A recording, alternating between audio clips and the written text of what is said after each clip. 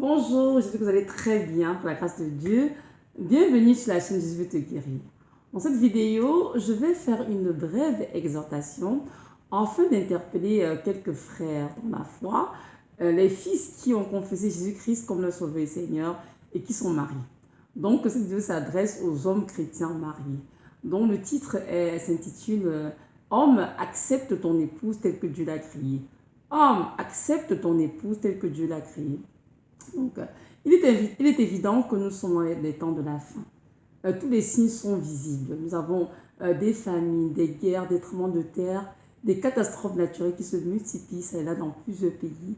Et tout ça est écrit dans la parole. Le Seigneur a bien mentionné dans la parole tous les signes qui précéderaient son retour. Et nous voyons très bien, sans aucun doute, que nous sommes dans les temps de la fin. Et pour tout enfant de Dieu réveillé, il sait qu'il doit se préparer car le Maître est à la porte pour chercher son Église. Une Église glorieuse, sans tache ni ride. Et ceci concerne tous les fils et toutes les filles qu'il a rachetés au prix de son propre sang en donnant sa vie à la croix Golgotha pour eux. En effet, tous les enfants de Dieu partout dans le monde entier se préparent avec beaucoup de rigueur afin d'être trouvés dignes, prêts lors du retour du Seigneur Jésus-Christ. Un retour qui est d'ailleurs très éminent. Cependant, dans cette vidéo, je vais plutôt m'adresser aux frères chrétiens qui sont mariés, en mettant vraiment l'accent sur leur attitude envers leurs épouses respectives. Comme nous pouvons le constater, le Seigneur a établi depuis plusieurs années plusieurs messagers pour annoncer sa venue et aussi préparer l'Église pour l'enlèvement, car il s'est bien rendu compte que l'Église du Seigneur n'est pas prête. Et ça, c'est vrai, l'Église n'est pas prête d'être enlevée. Mais Dieu, dans sa grâce, dans son amour, veut que nous soyons prêts pour son retour. Il y a beaucoup de messages qui ont été prêchés pour notre édification. Et parmi ces messages, il y en a qui parlent du dépouillement de la femme chrétienne. Nous savons tous que la femme chrétienne a été séduite par l'esprit du monde, et ce, depuis plusieurs siècles. A été montrée d'attirer par une préoccupation extrême de son apparence corporelle. On veut la mondanité tout simplement. On veut de s'habiller, de se tenir, de prendre soin d'elle. Et le Seigneur est venu avec un certain type de message très précis pour nettoyer et restaurer la pureté dans la vie de ses filles. Plusieurs sœurs ont effectivement entendu la voix de Dieu au travers de ces différents messages, leur demandant de se dépouiller des ornements du monde, du maquillage, faux cheveux, faux cils, faux ongles, implants mammaires, en tout cas, etc. J'en passe. Il y en a tellement. Et certaines le veulent bien. Elles veulent vraiment obéir. Mais leurs époux ne veulent pas. Pourquoi? Parce que ceux-ci ne peuvent pas supporter voir leur épouse avec leur apparence naturelle. Ils sont par conséquent des freins à la sanctification de celle-ci. Et ça, c'est pas normal. Pourquoi? Parce que le Seigneur a dit dans sa parole que l'homme doit prendre soin de sa femme en la lavant par l'eau de la parole. Donc, nous voyons très bien que le Seigneur a demandé aux hommes de prendre soin de leurs épouses en les lavant par l'eau de la parole et comme Christ a aimé son Église et s'est livré lui-même pour elle. Donc nous pouvons lire le texte dans Éphésiens 5. C'est un texte très édifiant qui parle vraiment des rapports entre hommes et femmes mariés dans le cadre sur le Seigneur tout simplement. Donc c'est Éphésiens 5, versets 22 à 33. Je vais le lire s'il vous plaît. Donc, femmes, soyez soumises à vos maris comme au Seigneur, car le mari est le chef de la femme, comme Christ est le chef de l'Église, qui est son corps et dont il est le sauveur. Or, de même que l'Église est soumise à Christ, les femmes aussi doivent l'être à leur mari en toutes choses. Et vous, maris, aimez vos femmes, comme Christ a aimé l'Église et s'est livré lui-même pour elle, afin de la sanctifier, en la purifiant, en en lavant par le bain d'eau de la parole, afin de faire paraître devant lui cette Église glorieuse, sans tache ni ride, ni rien de semblable, mais sainte et irréprochable. C'est ainsi que les maris doivent aimer leur femme, comme leur propre corps. Celui qui aime sa femme s'aime lui-même, car personne n'a jamais haï sa propre chair, mais il la nourrit et l'entretient, comme le Seigneur entretient l'Église, car nous sommes membres de son corps, étant de sa chair, et de ses os. C'est pourquoi l'homme quittera son père et sa mère et s'attachera à sa femme, et les deux deviendront une seule chair. Ce mystère est grand. Or, je parle de Christ et de l'Église. Que chacun de vous donc aime sa femme comme lui-même et que la femme respecte son mari. Amen. Donc, le texte parle vraiment des rapports entre hommes et femmes dans le cadre du mariage, selon la Bible. Donc, si toi, homme, tu es le chef de la femme, elle doit être soumise à la parole. C'est très vrai, c'est écrit, on a lu tout à l'heure ensemble. Mais il faut que tu comprennes que si tu lui demandes quelque chose qui n'est pas en accord avec la parole de Dieu, ce ne sera pas évident pour elle de se soumettre. Pourquoi? Parce que elle est une femme aussi qui entend la voix de Dieu. Et si Dieu lui demande, par exemple, de se sanctifier, de nettoyer son cœur, de corriger son apparence en se séparant des objets du diable, tels que les faux cheveux, les faux ongles, les faux cils, le maquillage, le découpage de la peau, les bijoux, bref, tout le kit des femmes qui sont en réalité des idoles dans les cœurs de plusieurs. Et les souillants, parce que c'est comme du Saint-Esprit, tu devrais en tant qu'époux l'aider dans ce processus et non lui dire que tu ne peux pas, supporter de la voir sans maquillage ou des faux cheveux. Tu dois être capable d'accepter ton épouse telle que Dieu l'a créée, frère. Tu dois être capable d'accepter sa couleur de peau, ses traits, ses courbes, telles que Dieu l'a créée. Elle est unique. Elle est tout simplement comme Dieu te l'a demandé. Nous n'avons lu nulle part dans le texte que Dieu t'a demandé de modifier son apparence en la poussant à se décorer ou à mettre sur elle des objets du diable pour te faire plaisir. Au contraire, il t'a ordonné de l'aimer comme lui-même a aimé son Église.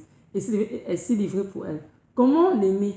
En prenant soin d'elle, en prenant pour ses besoins, en prenant soin d'elle à la maison, en lui enseignant aussi la parole de Dieu qui va la sanctifier et la préparer pour le retour du Seigneur. Comment est-ce que Dieu nous a aimés, nous, les enfants de Dieu? Il a donné sa vie pour nous, sa propre vie pour nous, en mourant à la croix pour le pardon de nos péchés. Alors Dieu te demande, en tant que toi, frère chrétien qui est marié, de faire mourir ta chair, tes désirs charnels, tes passions, tes aspirations, tes fantasmes et de donner ta vie pour la femme que tu as épousée. Tu dois aimer ta femme comme ton propre corps. Il est écrit dans Éphésiens 5:28, la nourrir, l'entretenir dans la pureté, pas avec les choses du monde, comme le Seigneur le fait avec l'Église. Le Seigneur n'utilise les œuvres de Satan pour prendre soin de nous. Non, Dieu nous sanctifie par sa parole et par l'Esprit qui est en nous. Donc tu ne dois pas obliger ton épouse à se parer avec les œuvres du diable. En plus, si tu as un problème à accepter ton épouse avec son apparence naturelle, ça veut dire que tu as un sérieux problème. Donc tu dois toi-même prier pour être délivré de cet esprit qui t'anime. Tu dois demander à Dieu de renouveler tes pensées afin qu'elles soient complètement soumises aux siennes. Car laissant ainsi, ça montre bien que quelque chose ne va pas en toi. Tu dois être capable d'accepter la femme que tu as aimée, que tu as épousée, telle que tu l'as créée, sans correction, sans artifice. Donc tu dois comprendre que comme tu es en premier, que tu dois plutôt aller au Seigneur, prier afin que le Seigneur renouvelle ta pensée. Nous avons trouvé que les femmes sont des êtres fragiles de manière générale et tout, et que plusieurs, en effet, comment dirais-je, plusieurs femmes souffrent aussi des problèmes d'apparence, de complexes et tout. Donc, ce n'est pas à vous, les hommes, de venir comment dirais-je, contribuer à les faire, à les oppresser. Non, au contraire, vous devriez, en tant que leurs époux respectifs, les aimer et plutôt vraiment les honorer pour les femmes qu'elles sont en Dieu, tout simplement. Parce que nous ne pouvons pas dire que la beauté d'une femme, ce n'est pas l'apparence, dans son cœur. Et c'est là que c'est son visage en tant que femme de Dieu. La gloire de Dieu sur son visage à cause de la beauté de son cœur. Dans 1 Pierre 3, on en parle et tout. Cet esprit doux et paisible qui est d'un grand prix devant Dieu. Donc, on voit très bien que la femme n'est pas celle qui se maquille, les faux ongles, les cils, les rouges allaient paraître. Non, c'est vraiment cette femme qui aime le Seigneur, qui a une vie de pureté, qui a un cœur attaché au Seigneur. Donc, le Seigneur ne veut pas que tu pousses ton épouse à se lier aux ténèbres pour te faire plaisir. Non, loin de là. Le regard que tu poses sur elle, c'est sur l'influence beaucoup parce que tu es son mari et parce qu'elle t'aime, évidemment. Donc, tu dois comprendre que même si elle aime le Seigneur, elle aime que le Seigneur, je suis convaincue que le Seigneur, néanmoins, il faudrait que tu puisses l'encourager dans ce sens à se sanctifier pour la gloire de Dieu. Je me souviens, lorsque j'étais encore étudiante, j'ai fait la connaissance d'une jeune fille de mon âge. Elle ne connaissait pas encore le Seigneur et elle avait une relation amoureuse. Et je me souviens que je l'avais jamais vue avec ses cheveux naturels, au grand jamais. Alors un jour, je lui ai posé la question de savoir, en fait, pourquoi est-ce que tu ne laisses jamais tes cheveux naturels paraître? Et elle m'a répondu que son partenaire ne supportait pas de la voir avec ses cheveux naturels. Et c'est la raison pour laquelle elle portait constamment les faux cheveux, que ce soit des perruques ou des extensions, pour lui faire plaisir. Je me souviens que j'avais le cœur brisé. Vraiment de voir une jeune étudiante venir étudier de l'Afrique et de se voir être aux prises avec une telle chose. J'étais comme non, ça se peut pas, Seigneur. Et je me souviens qu'à l'époque, je venais juste donner ma vie au Seigneur, j'étais une jeune chrétienne.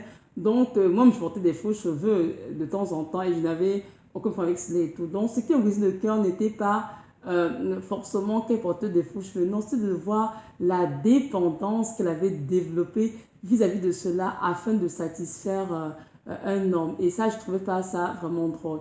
Et j'ai dit, Seigneur, vraiment, en tout cas, affranchis-nous de cette façon de se comporter. Et aujourd'hui, malheureusement, beaucoup de frères mariés font la même chose à leurs épouses, les rendent dépendantes des objets du diable pour leur faire plaisir. Frère, cela ne doit pas être ainsi.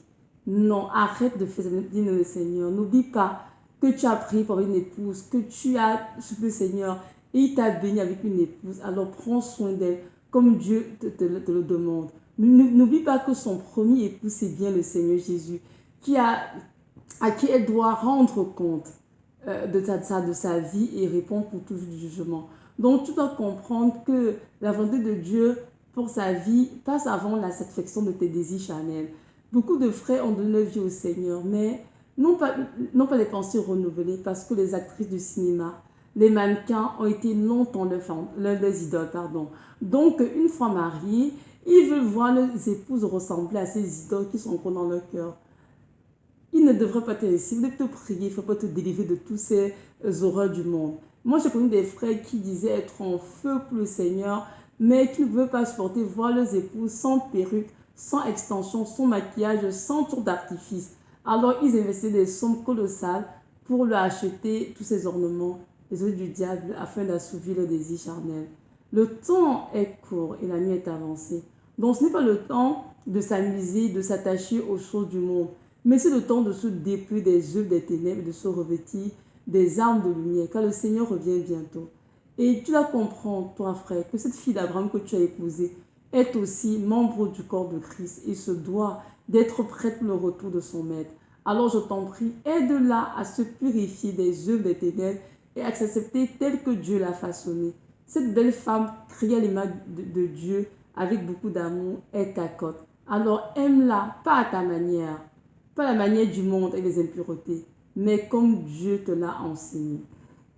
Là, je vais donner un petit bout de mon témoignage. En ce qui me concerne, moi, je suis mariée depuis plus de 10 ans à un homme vraiment extraordinaire. Nous nous sommes rencontrés au début de notre adolescence et il m'a toujours fait comprendre qu'il aime bien me voir naturelle.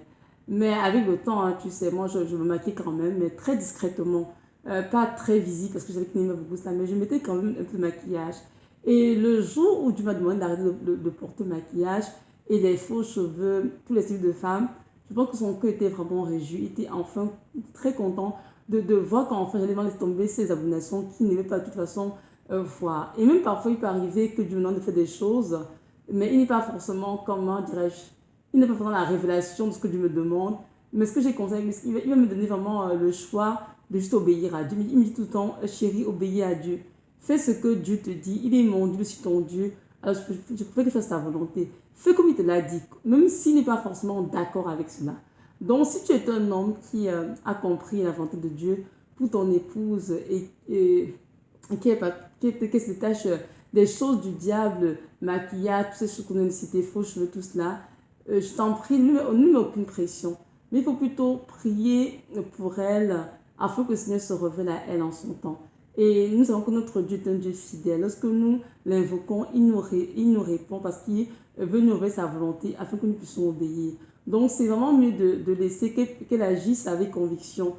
Car si elle n'est pas fait de conviction, elle est vraiment péchant de la parole. Donc, c'est important de la laisser vraiment faire ce chemin avec le Seigneur. Donc, c'est ça. Donc, frère, si tu es marié, tu dois vraiment faire des efforts, aimer ton épouse comme ton propre corps, tel que Dieu te l'a créé. Ne demande pas de modifier son apparence, changer sa couleur de peau, des yeux, mais les faux cheveux, les habits serrés, toutes sortes de choses. Non, ce n'est pas la volonté de Dieu pour toi, ni pour elle. Car tous les objets du diable la souillent et est le temple du Saint-Esprit. Et que dans la parole que tu aimeras ton prochain comme toi-même. Donc, nous pouvons bien voir que si tu l'aimes comme toi-même, tu ne peux pas la force à faire des choses que tu ne feras pour ton propre corps. Alors pense à elle, pense à toi. Et arrête de mettre la pression de se maquiller, de faire toutes sortes de choses. Si tu l'aimes, tu ne feras aucun mal. Tu ne mettras aucune pression de mettre des éléments si elle veut rester naturelle. Maintenant, il y a des frères qui ont reçu, mais que l'épouse, elle aime bien se maquiller, elle aime bien se faire belle et mettre toutes sortes de choses sur elle. Toi aussi, frère, ne mets aucune pression. Prie pour elle, prie avec elle et laisse le Seigneur l'aider dans le but de se sanctifier. Et nous savons que si quand tu pries pour elle, Dieu va se révéler à elle, elle va finir par s'en défaire par la grâce de Dieu. Et nous devons comprendre que c'est vraiment important de marcher dans l'amour et devant laisser de côté tous nos désirs égoïstes. Et cela importe d'autant plus que nous savons en quel temps nous sommes. C'est vraiment l'heure de nous réveiller enfin du sommeil. Car maintenant le salut est plus près de nous que ce que nous avons cru. La nuit est avancée, le jour approche. Déployons-nous donc des œuvres des ténèbres et revêtons les armes de la lumière.